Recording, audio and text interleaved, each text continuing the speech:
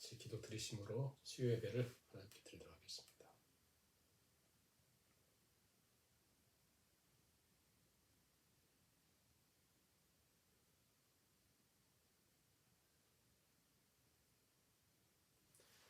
하나님이여, 찬송이 시온에서 주를 기다려오며 사람이 소원을 주께 이행하리이다. 기도를 들으시는 주여, 모든 육체가 주께 나아오리이다. 죄악이 나를 이겼사오니 우리의 허물을 주께서 사하시리이다. 주께서 택하시고 가까이 오게 하사 주의 뜰에 살게 하신 사람은 복이 있나이다. 아멘. 찬송가 487장 드리겠습니다. 487장입니다. 어둠 후에 빛이 오며 바람 분 후에 잔잔하고 소나기 후에 햇빛 나며 수고한 후에 쉼이 있네.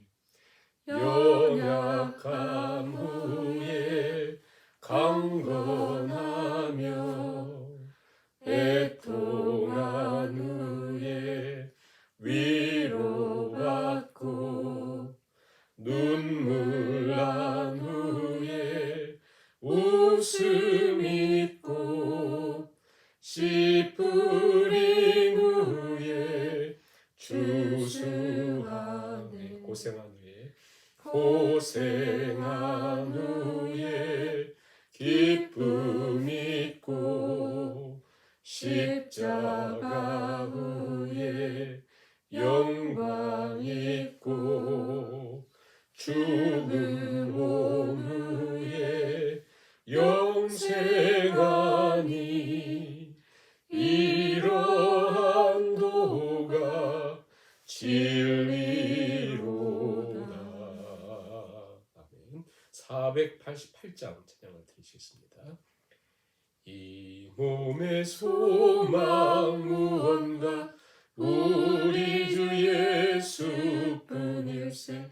우리 주 예수밖에는 믿음이 아주 없도다.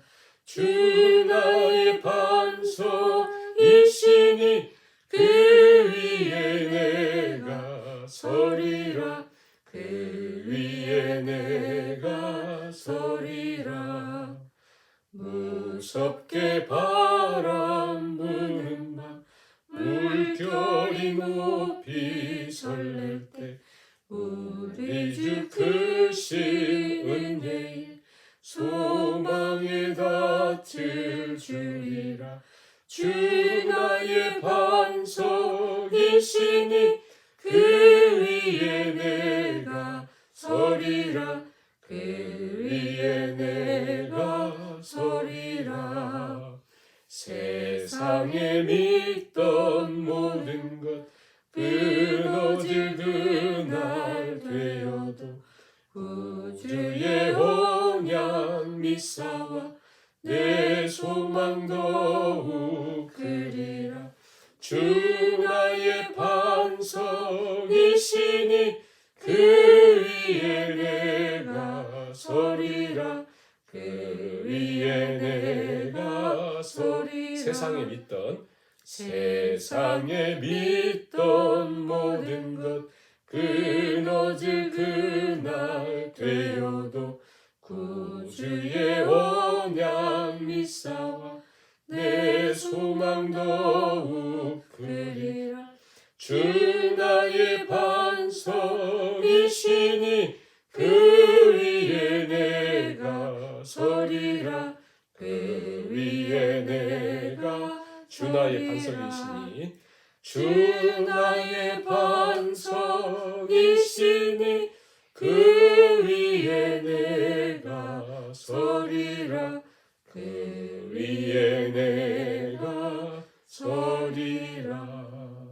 사랑의 하나님, 오늘도 우리 살아계신 하나님 앞에 찬양과 경외와 예배하게 하시니 감사합니다. 이 땅에 사는 동안 바람이 불고 폭풍우가 몰아쳐와 우리가 영원한 것이라고 생각하는 붙들었던 것들이 흔들리고 사라져갈 때에 여전히 우리와 함께 하시고 굳건한 반석 되신 우리 하나님을 붙들고 믿음의 복된 걸음을 걸어가는 저 모든 성도님들 될 수 있기 원합니다. 하나님, 늘 흔들리는 세상 속에서 흔들리지 않는 영원한 하나님의 약속을 주셨사오니 약속에 붙들린 자 되게 하시고 보이지 않게 역사하신 하나님의 섭리 가운데 우리가 두려워하거나 낙심하지 않고 오직 믿음으로 걸어가는 주의 백성들 되어서 세상을 이김은 이것이니 너희 믿음이라 말씀하신 것처럼 모두가 믿음의 승리자들로 걸어갈 수 있도록 주께서 이 시간도 우리에게 새 힘을 더하여 주옵시며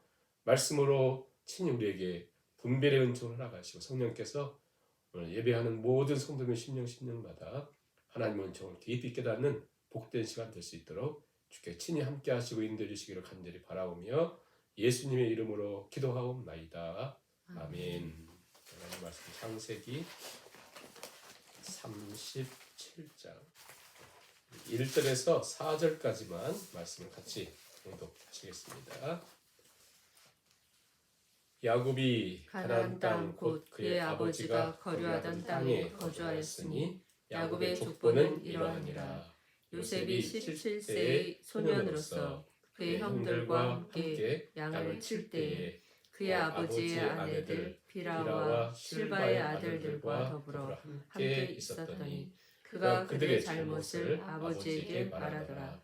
요셉은 노년에 얻은 아들이므로 이스라엘이 여러 아들들보다 그를 더 사랑하므로 그를 위하여 칠색 옷을 지었더니 그의 형들이 아버지가 형들보다 그를 더 사랑함을 보고 그를 미워하여 그에게 편안하게 말할 수 없었더라. 아멘.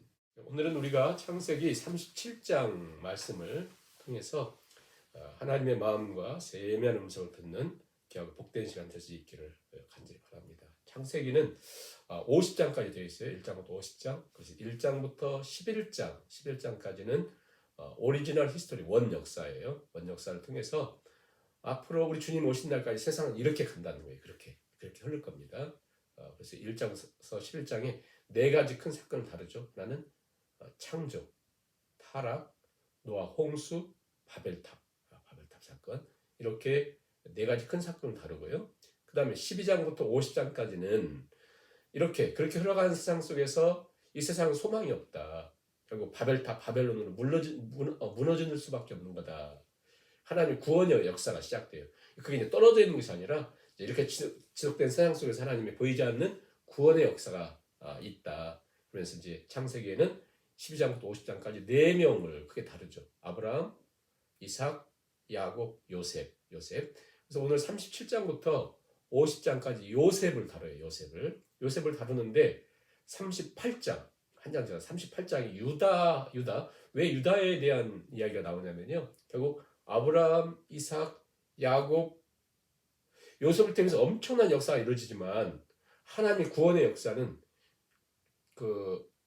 아브라함, 이삭, 야곱, 에서가 아니라 야곱에게 했던 것처럼 유다를 통해서 흘러간다. 그래서 유다 족속 다윗, 유다 지파 예수님 이렇게 흘러가잖아요. 그래서 유다에 대한 내용이 나와요. 너무나 이상한 내용이거든요. 38장. 그리고 49장에 야곱이 죽기 전에 유언하는 것을 49장 다루고 그다음에 요셉의 죽는 걸로 끝납니다. 그래서 37장부터 50장까지는 요셉의 이야기구나. 그런데 항상 이 히브리인들은 새로운 역사가 시작되고 또 지나간 역사를 어떻게 정리할 때 족보를 써요. 족보. 그래서 이 창세기에는 10개의 족보가 있는데 마지막 10개의 족보가 오늘 야곱의 족보다. 37장 2절 보시면 야곱의 족보는 이러하니라. 야곱의 족보 하면 야곱의 이야기가 나와야 되는데 지금까지 야곱의 이야기를 쭉 봤잖아요. 요셉에 대한 이야기가 나옵니다. 요셉에 대해서 이제 그 족보 가운데 이야기를 하고 있다. 이렇게 이야기하시면 되고요. 근데 이제 야곱의 족보 가운데 요셉의 이야기가 쭉 기록되는데 그 내용들을 보면 너무나 좀 뭐랄까요? 지저분한 내용들이 많아요. 오히려 이 말씀을 계속 읽다 보면 어떤 생각이 드냐면 35장에서 아버지 이삭이 죽고 이제 에서와 야곱의 역사가 기록돼야 되는데 에서의 족보는 36장에 딱 이렇게 다룹니다. 그런데 36장에 보니까 어떤 내용들이냐면 에서는 별로 고생도 안 하고 저 세일산으로 올라가서 그곳에 호리 족속들이 살고 있었거든요. 힘 있는 족속들. 그 땅에 가서 그 땅을 접수해요. 에서는. 그리고 그 족장들에서는 다 자기 아들들로 족장이 바뀌어지고 그 다음에 에돔 왕국을 이룹니다. 너무 멋있어요. 남자답고 땅을 다 정복하고 에돔 왕국을 이룰 정도로. 그러면 그 내용들을 기록하면 참 멋있는 내용들이 될 텐데 성경은 그냥 그 내용은 없어지는 역사, 사라진 역사. 아무리 강대하고 위대해도 하나님의 약속이 없는 그 힘은 결국 무너진다. 아무 의미가 없다. 그래서 그렇게 사라져요. 없어요. 안 나와요. 그리고 지구상에 사라집니다. 나중에는. 그리고는 이제 오늘 37장에 요셉에 대한 이야기가 나오는데, 자, 요셉의 가정을 생각해 보세요. 우리는 이미 이 가정이 어떤 가정인지 비밀을 알고 있습니다. 그렇잖아요. 요셉의 가정을 알고 있는 비밀들을 생각해 봐도 이 가정이 야곱이 이제 아버님 야곱, 4명의 아내, 12명의 아들들, 그리고 딸 디나도 있고. 그런데 너무 아무튼 이 세상의 모든 나쁜 걸 다 갖고 있어요. 이 가정에는. 정말 고통스러운 가정이에요. 일단 요셉의 눈으로 볼 때 가정을 생각해 보세요. 요셉이 경험한 어린 시절 얼마나 그 충격을 많이 남겠어요. 6살 때, 6살, 7살 때 저 바단 아람에서 도망쳐 옵니다. 아버지가. 어린 자기를 깨워가지고 오는 거예요. 오잖아요. 6살 때.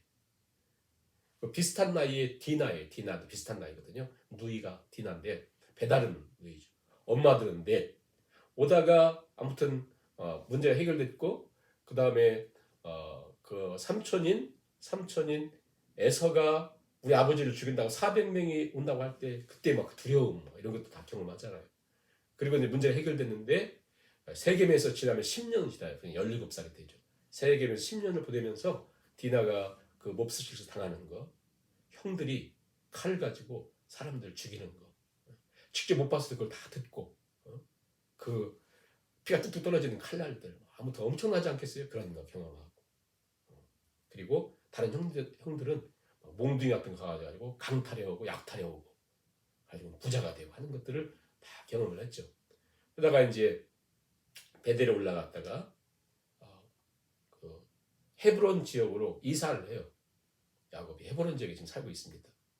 살고 있으면서 이제 그 보낼 때 그 형들 디나 아무튼 이 상처들 얼마나 많아요. 형들을 막 사람들을 죽였으니까 한둘 죽인 것도 아니고 사람 한 명 죽여도 이게 엄청난 충격일 텐데 뭐 아프가니스탄이나 뭐 저 이라크 같은데 파병된 미국 군인들 전쟁 와가지고 그 트라우마 때문에 미국에 와서 막 적응 못하고 어떤 사람 자살하고 충동 때 남 죽이고 엄청난 문제들이 많았잖아요. 사회적인 문제. 근데 이 형들은 그냥 뭐랄까요 막 그 할례를 행하라고 하고는 칼로 다 죽였거든요. 남자들을. 그런 트라우마들 본 일도 있겠죠. 시간이 많이 지나지 않았습니다. 왜냐하면 이 요셉이 17살이니까 많이 지나질 않았어요. 그 시간들이 많이 지나봤죠. 1년이나 지났을까요? 이제 이런 그런 환경 속에서 이 가정을 보니까 아버지인 야곱이 너무나 또 그 이스라엘로 바뀌고 너무나 괜찮아졌는데도 불구하고 이상한 모습이 있는 거 뭐냐면 12아들들 중에 그 요셉만 유난히 사랑하는 거예요. 그러다 보니까 이 가정에 또 그렇지 않아도 문제가 많은 가정에 평화가 깨져요. 자, 2절 보세요. 야곱의 족보는 이러하니라. 요셉이 17살 소년으로서 그의 형들과 함께 양칠 때에 그의 아버지의 아내들 비라와 실바의 아들들과 더불어 함께 있었더니 이 요셉이 성격을 하나만 기록하고 있어요. 그가 그들의 잘못을 형들의 잘못을 아버지에게 말했다. 그래요. 그러니까 형들이 지금 굉장히 심각한 그 형들인데 형들이 그 문제들이 얼마나 많겠어요. 그 문제들을 아버지에게 가서 고자질을 했습니다. 그래서 그 말을 히브리어로 디바 탐라라고 한 말인데 이 말은 시편에 종종 등장해요. 다윗을 사람들이 괴롭힐 때 앙심을 품고 이상한 말들을 퍼쳤잖아요. 그런 것처럼 이 말은 악심 품고 적대적으로 이야기하는 거, 그리고 허위로 꾸며서 고자질하는 거. 그러니까 형들이 2개 잘못하면 10개를 부풀려가지고 아버지한테 악의를 품고 고자질했다는 거예요. 요셉이 가정에서 어린 시절에 그의 모습을 보면 그렇게 아름답지 않습니다. 이미 가정의 모든 상처들을 다 갖고 있고 형들의 잘못을 아버지에게 이야기하고, 그리고 3절에 있는 것처럼 요셉은 노년에 얻은 아들이므로 이스라엘이, 야곱이죠, 이스라엘이 여러 아들들보다 그를 더 사랑해서 무엇을 줬냐면 채색 옷을 요셉에게 입혀줬다. 여기서 말하는 채색 옷이라고 하는 것은요, 주로 누가 입냐면 이것은 아주 귀한 아들이 입는 옷이에요. 귀족이나 왕자들이 입는 옷이에요. 그리고 대가족 가운데, 큰 부잣집 대가족 가운데 채색 옷을 입는 건 누구냐면 그 가정의 상속을 이어받을 큰아들이 입는 것이 채색 옷이에요. 그리고 이 채색 옷을 입는다는 건 뭐냐면 그 당시 다른 옷들은 다 목축업하고 뭐 일하고 해야 되니까 옷도 좀 짧아요. 채색 옷은 팔을 다 덮고 일하지 말라, 이런 것이에요. 넌 귀한 존재다. 그런데 이 옷을 아버지 야곱이 웬일인지 모르겠지만 요셉에게만 그렇게 입혀줘요. 자, 여기서 우리 한번 생각해 보는 건 뭐냐면 알코올 중독했던 사람들이 꼭 알코올 중독으로 괴롭힙니다. 가정에 심각한 문제를 가지고 있던 사람이 항상 심각한 문제를 일으키죠, 나중에 보면. 그래서 이렇게 연결된다, 이렇게 그대로 흘러간다 그러잖아요. 야곱은 평생 아버지 이삭으로 하여금 이삭을 볼 때마다 가슴앓이를 했어요. 왜 아버지를 형만 사랑하는가? 돌아가시기 눈 감고 뭐 보이지 않고 복을 줄 때도 애서만 찾았어요. 그만큼 이 야곱은 편애하는 아버지 밑에서 힘들었거든요. 근데 지금 보세요. 그가 지금 자기 요셉만 편애하고 있습니다. 자, 이게 이제 사람들의 문제죠. 자기가 그만큼 힘들었으면 이렇게 안 할 텐데 시집살이 많이 한 사람이 또 시집살이 시킨다고 하잖아요. 그런 것처럼 야곱이 희한하게 왜 그런지 모르겠지만 이 요셉만 사랑하니까, 자, 가족 가운데 배다른 엄마 4명을 통해서 자식들이 나왔습니다. 아들들이 12이나 돼요. 그 중에 아버지가 이렇게 심각한 상태인데 한 아들만 편애했다. 이것은 얼마나 이 가정이 심각하겠어요. 네? 그 가정이 무슨 뭐 폭발할 정도 심각한 상태에서 보니까 뭐라고 되어 있냐면 4절 보세요. 아버지가 형들보다 요셉만 더 사랑하니까 뭐 하죠? 가정에 미움이 생기죠. 미움. 자, 보세요. 미움이. 가정에 미움이 있어가지고 형들이 요셉을 너무 미워해가지고 아버지가 그 요셉만 사랑하니까 한 번도 편안하게 좋게 말할 수가 없었다는 것이고, 5절 보세요. 요셉이 2번이나 꿈을 꿉니다. 그걸 형들에게 말했더니 그를 아까 미워했죠. 이제는 더욱 미워하게 되었고요. 꿈을 꾼 다음에 이 요셉도 참 뭔가 눈치가 없어요. 그래가지고 얘기했더니 8절에도 보세요. 8절 끝에 보면 그 꿈으로 말미암아 그를 더욱 미워했다. 그러니까 굉장히 이 가정에 폭발할 지경에까지 이르는 거예요. 더욱 미워했다. 네? 그리고 또 2번째 또 꿈을 꾸고는 또 얘기해요. 해와 달과 11별이 나에게 절하노이다. 그러면 그 형제들이 그래 잘했다 그러겠어요? 그래서 11절에 보세요. 형들은 그를 시기했다. 굉장히 무서운 말이거든요. 시기했다. 이런 상태가 가정의 형편이었다라고 하는 것을 성경은 기록하고 있습니다. 그렇지 않아도 이 형들이 누굽니까? 살인했던 형들이잖아요. 남의 것을 엄청난 강탈을 했던 형들이잖아요. 그러니 이 형들이 보통 사람들이 아닌데 계속해서 이 분위기가 거의 이 화약고 곧 터지게 될 정도의 가정에 뭔가 무슨 일이 생길 것 같잖아요. 그런데 누구만 모르냐면 아버지는 야곱만 모르고 요셉만이 상태를 몰라요. 그런데 또 이제 문제가 뭐냐면 세월이 조금 지난 다음에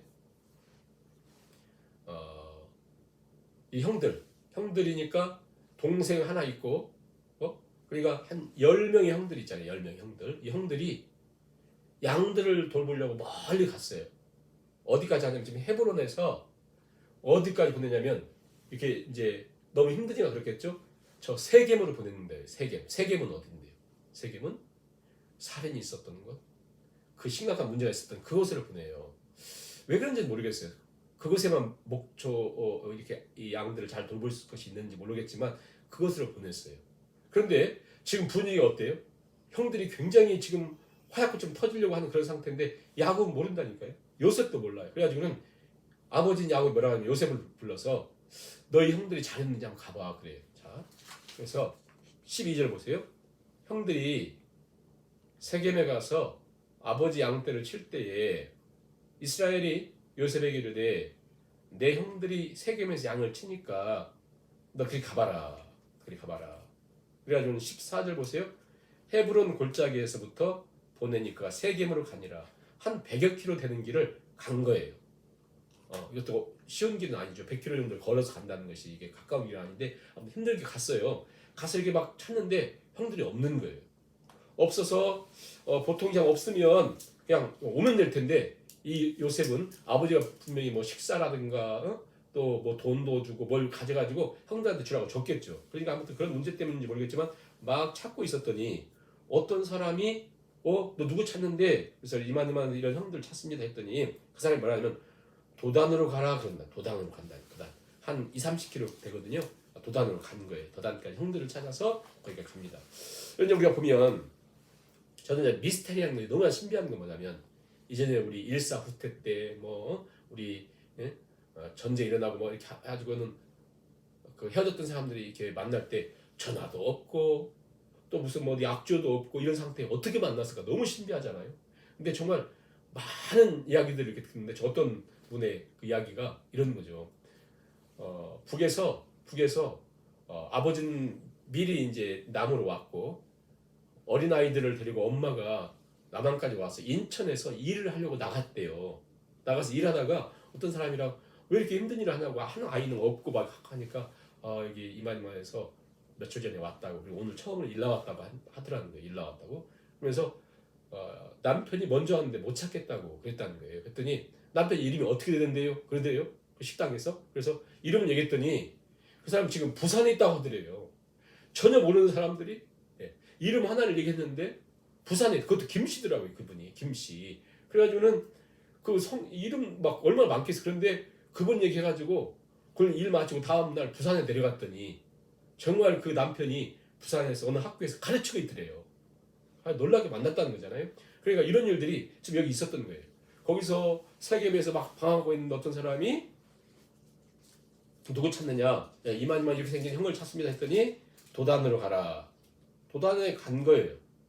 자, 이렇게 힘들게 도단에 찾아가서 형들을 만나는데 형들은 어떤 생각을 갖고 있냐면 요셉이 가까이 오잖아요. 18절 보세요. 요셉이 그들이 가까이 오기 전에 요셉은 반갑다고 형 찾았다고 좋다고 가는데 형들은 무엇을 생각하고 있냐면 멀리서 보고 죽이기를 꾀합니다. 그러니까 살인을 해봤던 사람들이라 죽이자 꿈꾼 자가 오는도다. 죽이자 그런 거예요. 죽이자. 죽여야 되겠다. 그런 생각을 한 거예요. 그러니까 그 동생을 보면서 그들은 이제 죽이려고 마음을 먹은 거죠. 그래서 오면 우리가 죽이자 하고 있는데 갑자기 큰형이 가장 첫 번째인 르우벤이 등장해가지고 이런 얘기합니다. 르우벤 누구냐면 그 배다른 엄마를 이미 간음한 사람이에요. 그래서 아버지가 굉장히 근심했던 사람이거든요. 그러니까 뭔가 아버지에게 잘 보이려고 한 마음이 있었던 것 같고 또 그래도 자기가 장남인데 라는 생각이 있었던 것 같아요. 그래서 이런 얘기를 하죠. 야, 그를 죽여서 뭐 하겠는가. 죽이지 말고 그럼 우리가 생명은 해하지 말자. 그에게 칼을 쓰지 말고 그냥 구덩이에 던져 넣자. 그래서요 이 요셉을 구덩이에 던져버립니다. 자, 이 만약에 이 구덩이에 물이 있었으면 요셉은 죽어요. 왜냐면 구덩이 굉장히 깊게 파거든요. 물이 필요한 곳이니까 샘이 별로 없잖아요. 그래서 구덩이를 깊이 파는데 특히 물이 없으니까 빈 구덩이에요. 그곳에 던져 넣은 것이죠. 던져 넣습니다. 23절 보세요. 요셉이 형들에게 이르매 그의 형들이 요셉의 옷, 그 채색 옷을 벗깁니다. 채색 옷을 벗겨요. 그리고 그를 잡아 구덩이에 던지니 구덩이는 빈 것이라 그 속에 물이 없었더라. 참이 물이 있었으면 죽는데 감사하게 물이 없었다라고 성경 기록하고 있습니다. 이게 이제 잔인한 형들의 모습을 보는데요. 동생을 구덩이에 집어 넣었어요. 그리고 자기들은 뭐 하고 있냐면 동생이 가져온 밥을 먹고 있어요. 25절에 그들이 앉아 음식을 먹다가 그렇죠? 정말 이 모습 대조되는 모습을 보세요. 동생을 구덩이에 집어넣고 자기들은 밥을 먹고 있는 잔인한 형들의 모습이죠.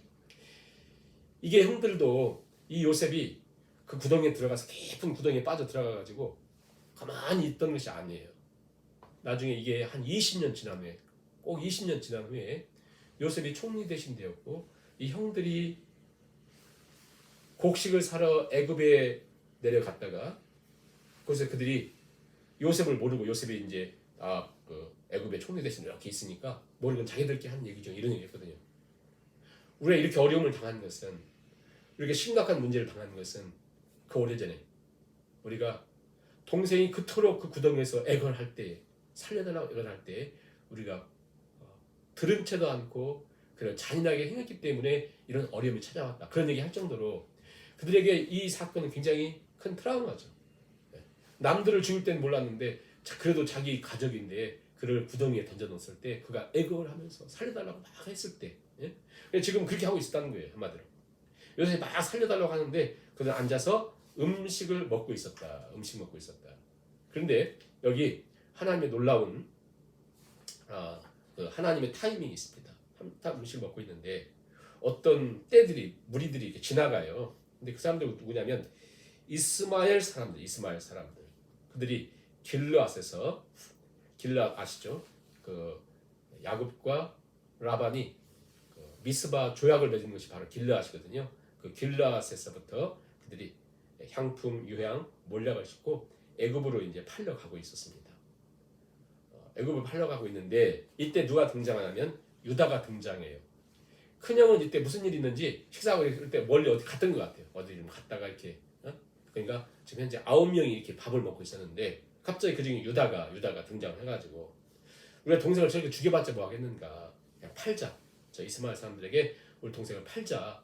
그것도 우리 형제 아니냐, 우리 혈육 아니냐, 형제들이니까 우리 팔자 했더니 다른 형들이 있다가 그러자 해가지고는 28절에 보면 그 미디안 사람 상인들에게 팔습니다. 얼마에 파냐면 은 20에 팔습니다.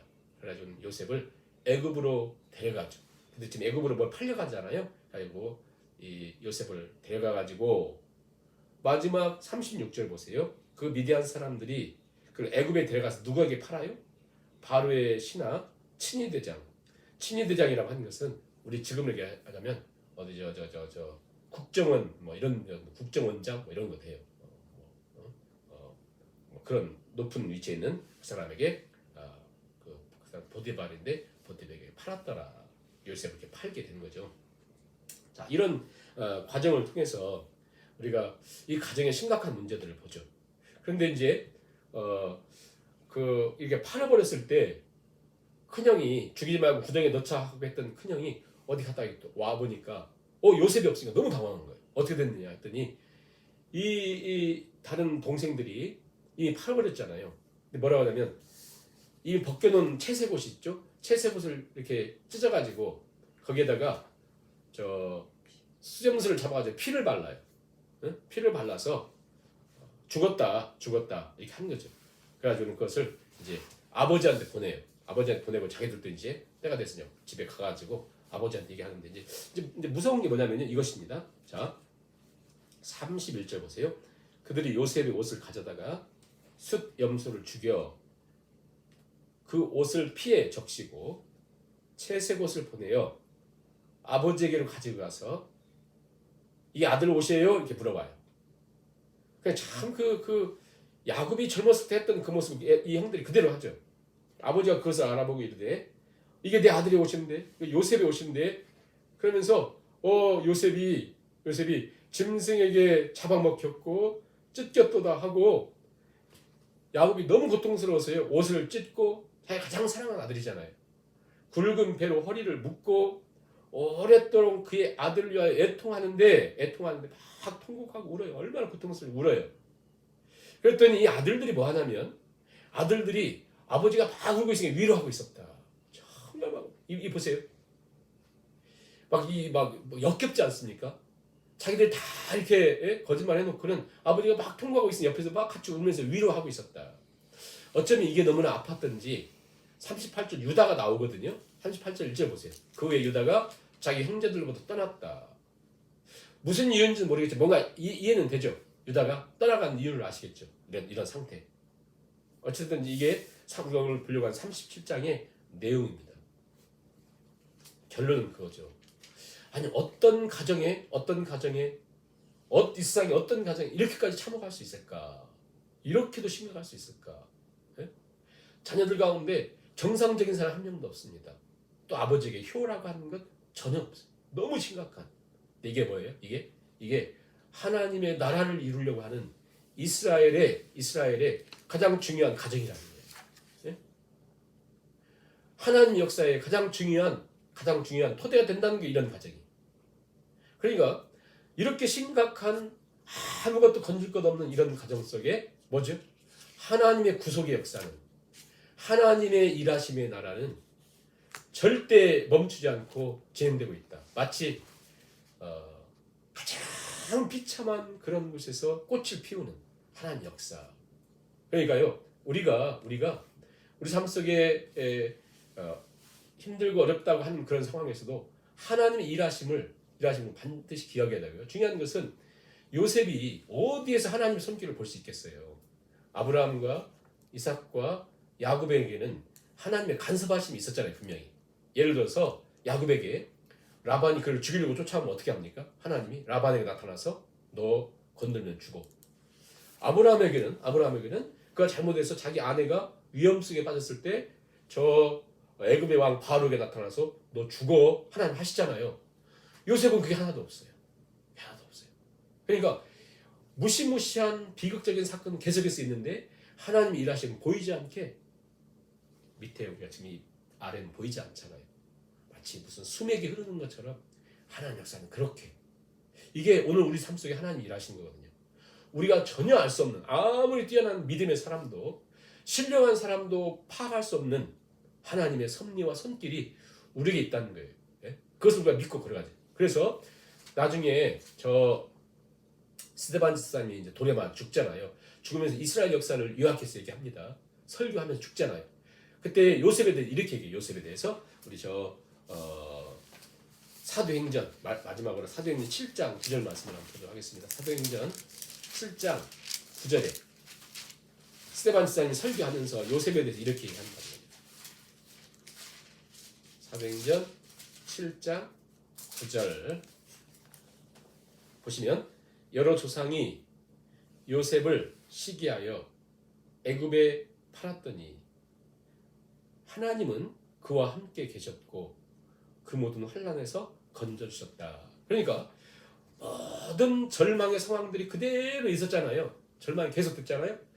무시무시한 일들이 계속 있었잖아요. 그런데 하나님은 함께 계셨고 그리고 모든 상황과 환경 속에서 미리 하나님은 구덩이에서 물이 구덩이에 차지 못하도록 하셨고 또 하나님은 마침 그때에 미디안 상인들이 지나가고 이스마엘 족속들 지나가게 하시면서 팔게 하셨고 또 애굽에서 노예로 또 저 보디발의 종살이 하면서 감옥에 들어가면서 했던 이런 모든 과정 속에 하나님이 함께 하시며 보호해 주셨다. 그게 스데반 집사님의 영적인 시각이고 오늘 우리가 바라봐야 될 시각일 뿐 아니라 하나님이 요셉에게만 그렇게 하신 것이 아니라 오늘 우리 삶 속에서도 하나님이 함께 하시고 인도하시고 역사하신다.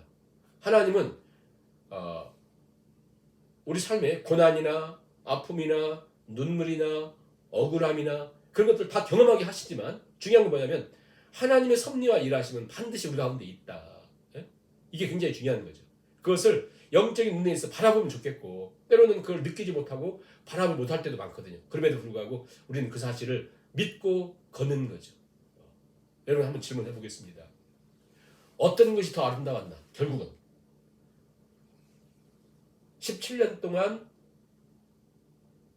가장 사랑하는 아버지 그 이스라엘 즉 야곱의 사랑을 받으면서 지냈던 17년 그리고요 애굽에서 노예 생활하면서 종살이하면서 비참하게 감옥에 들어가면서 살았던 13년 결국 이 노예로 끌려가고 팔려가는 이걸 통해서 더 이상 아버지의 손길이 형제들의 손길이 누구의 도움의 손길이 없는 곳에서 하나님 뭐예요? 하나님 함께 하셔서 그 하나님이 연단하시고 달리신 이 일들이 자 아버지가 세상에 보이는 아버지가 아무리 위대하고 많은 걸 가졌어도 그 할 수 있는 것은 채색 옷 입히고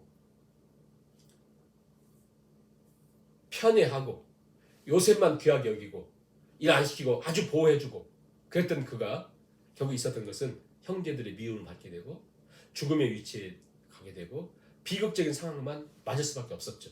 이게 사람이 할 수 있는 거예요. 최선을 다해도. 그러나 하나님께 맡겨진 이 삶 속에서는 그렇죠. 노예의 삶. 그것도 우리 이 나라의 노예가 아니라 저 애굽의 노예를 끌려가는 것은 끝나는 거죠.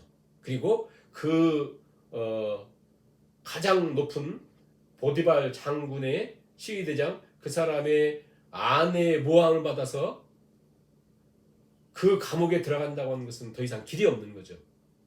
아무런 답이 없는 거죠. 그러니까 앞을 보아도 뒤를 보아도 좌를 봐도 우를 봐도 아무런 길이 없어요. 아버지를 불러봐도 도움을 줄 수 없고 이 세상에 누구도 도움을 줄 수 없는. 근데 뭐죠? 하나님이 함께 하셔서 하나님이 그를 단련하시고 하나님이 인도하자 그런 총리 되신 뿐 아니라 구속 역사에 이 가정을 그래서 이곳에 아브라함이 약속했던 것처럼 430년 동안 200만 명이 되는 이런 역사를 이루는 초대가 되죠. 무엇 때문에? 하나님 함께 하실 때.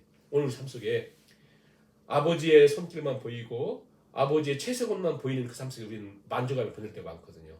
그게 만들어내는 우리 삶의 모습은 뭐라고요? 그것은 하나님이 없을 때 그것은 비극이죠.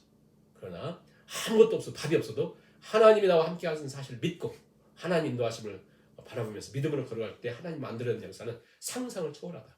우리 나이나 환경이나 국가나 이 모든 것을 뛰어넘는 하나님의 손길을 믿고 걸어가라. 그 말씀이 바로 오늘 말씀을 통해서 우리에게 갖는 거죠. 하나님이 친히 우리와 함께 하시고 인도하심을 믿고 우리가 걸어가자. 이 시간 우리가 말씀을 생각하며 한 4~5분 우리가 정말로 하나님의 일하심과 역사하심을 믿고 걸어가는 삶이 될 수 있도록 기도하시고 우리 주기도문으로 수요일을 마치도록 하겠습니다.